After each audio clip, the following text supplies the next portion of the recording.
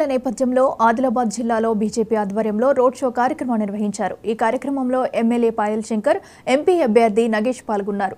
కేంద్రంలో 400కు పైగా ఎంపీ స్థానాలు బీజేపీకి రాబోతున్నాయని వారు అన్నారు। మూడోసారి ప్రధానిగా మోదీని గెలిపించడానికి ప్రజలు సిద్ధంగా ఉన్నారని తెలిపారు। పార్లమెంట్ ఎన్నికల్లో కమలం గుర్తుకు ఓటు వేయాలని వారు కోరారు।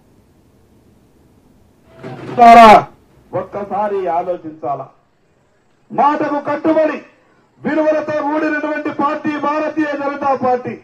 ఏదైనా మాటిస్తే మాట నిలుపుకునే party Bharatiya Janata party. Congress party తీరో మిగతా పార్టీల తీరో ఓట్ల కొరకు పూటకొక్క మాట మాట్లాడేటటువంటి పరిస్థితి లేదు।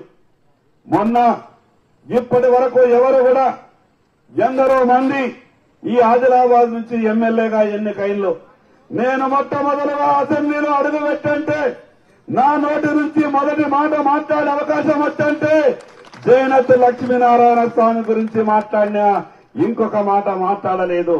ఈ సందర్భంగా ఈ జైనత్ మండలి ప్రజలందరి తరఫున రేపు మన కాబోయే పార్లమెంట్ ఎంపీ మన అభ్యర్థి అయినటువంటి కోలం నగేష్ గారికి విజ్ఞప్తి చేస్తా ఉన్నా, మీరు తప్పకుండా ఎంపీగా రేపు భారీ మెజార్టీతో గెలవబోతా ఉన్నారు। దాంట్లో ఏమీ అనుమానం లేదు।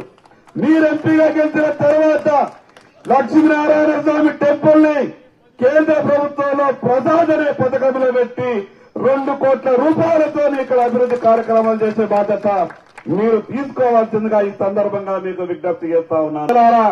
ఒక్కసారి ఆలోచించాలా, మాటకు కట్టుబడి విలువలతో కూడినటువంటి పార్టీ భారతీయ జనతా పార్టీ। ఏదైనా మాటిస్తే మాట నిలుపుకునే party Bharatiya Janata party. Congress party తీరో మిగతా పార్టీల తీరో ఓట్ల కొరకు పూటకొక్క మాట మాట్లాడేటటువంటి